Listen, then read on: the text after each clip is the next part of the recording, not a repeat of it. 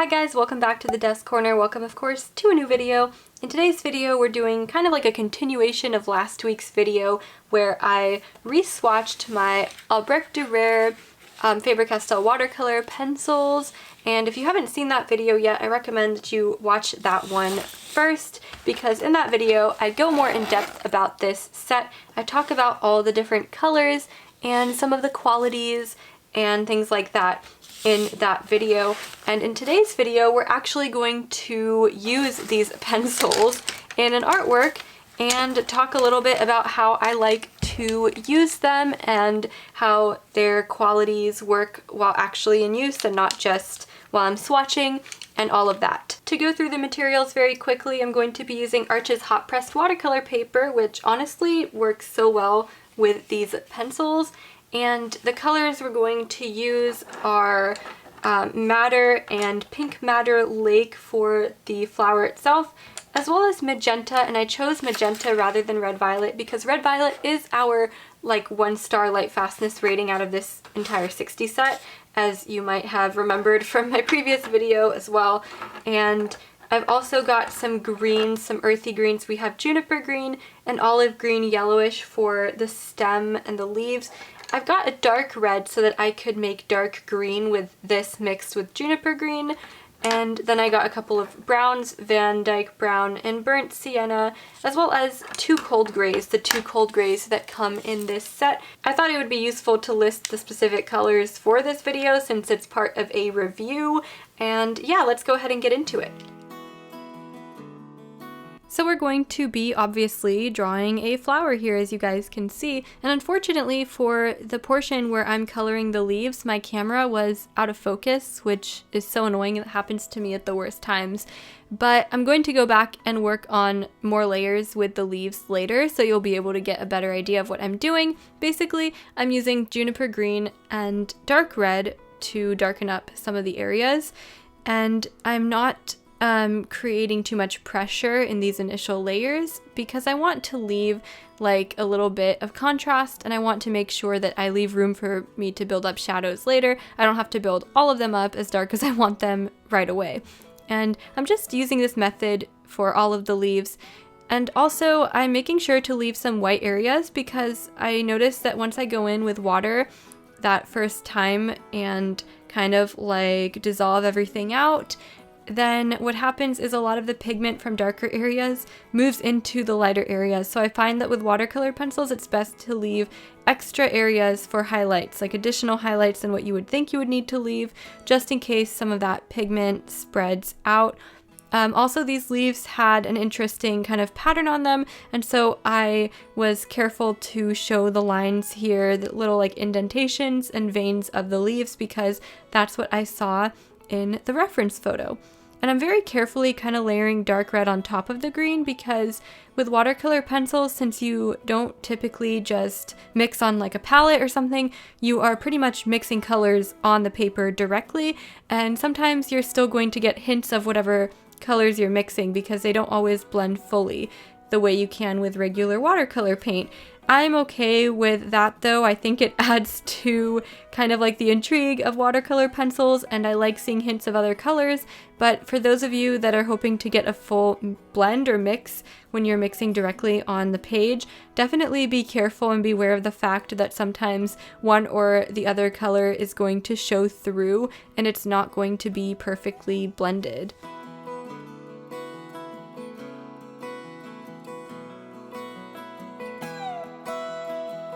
I'm going to go ahead and skip through this part a little bit faster because it's still not in focus and probably not the greatest for you guys to have to sit and watch, but I do want to show you guys how I'm layering those leaves and how much they start to pop as I start to add additional layers, but also how careful I have to be not to lose my highlights when I'm doing this. And then I started to work on the actual petals, and I'm using Madder and then Pink Madder Lake for this, as well as magenta for some of those dark areas because there are hints of purple in my reference photo. Again, I'm being very careful to leave highlighted areas as they are. When I go ahead and add water, I try to start with the highlighted areas, then move into the shadows, because once you start to add water to the areas that have a lot of pigment, like the shadowed areas, then that pigment is going to start spreading around a little bit, and you have to control it. So if you start adding water immediately just to those dark areas, it's going to drag all that dark pigment into your lighter areas. So I have to be pretty careful with that. And that paper towel you see a little bit coming onto the camera at some points into the frame, that is really useful. I use that to wipe my brush off all the time if I get too much pigment on it. I made kind of a mistake in the petal you see me working on right now, and that mistake is that in my initial dry layer, I kind of just added a lot of midtone and not a lot of contrast, and I didn't leave enough area or enough room for highlights, versus that petal to the left of it where you could see the result came out really nice after the first layer, and that's because I had a lot of contrast and I didn't really add too much in the way of midtones.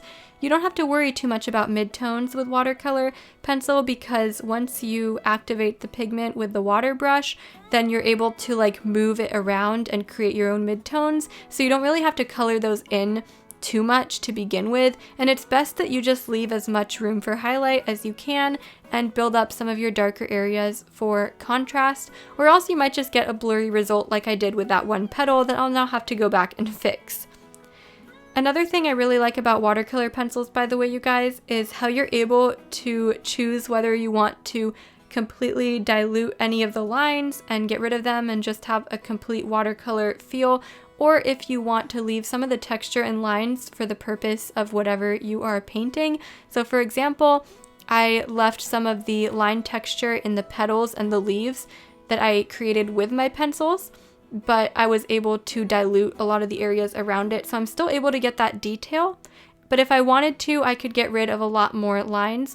When you create harsh lines, of course, and add a lot of pressure, it's going to be harder to get rid of them.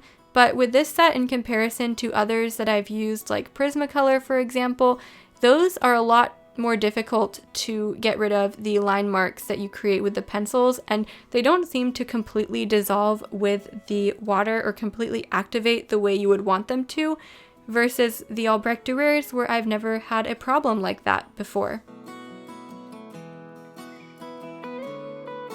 Now, one thing that is annoying is when you have a detail area like this center part of the flower that you're going to see me work on in just a moment, with watercolor pencils, kind of like with watercolor paint, you have to leave those areas white and then go back and work on them later, because you don't want to mix colors or end up with a murky look to it. So I had to do my best to keep those detail areas white, since they're a totally different color, unlike with colored pencils, a dry medium where you don't have to worry about anything like that.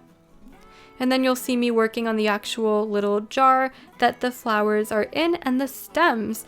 And for the stems, I didn't actually use brown. I ended up just using green and red mixed together, kind of like I did for other areas of shadow in my artwork. And I tried to avoid using black or brown to create shadows unless it seems like that's the best color to do so, because honestly, the artwork just looks better if you mix colors together to create your own shadows or your own browns, or even black if you're able to create a really dark color. And then I used the cool grays for the impression of water in the jar, and then just the different shapes of the jar, which honestly are very difficult for me to portray. I think that anything reflective and glass or plastic like this is really difficult to show in artwork, and I'm not very good at creating symmetrical looking areas either. So I'm not sure if that part turned out great compared to the rest. So the great thing about using watercolor pencils is you can then go in the end and use the pencil itself to create some detail. So I created some spots on the petals and some small line detail with them. I sharpened my pencil to a pretty nice point beforehand, of course, and then I darkened up some of those leaves with magenta, because some of those shadows were just not popping as much as I wanted them to, especially in areas where a petal was creating a shadow on a leaf.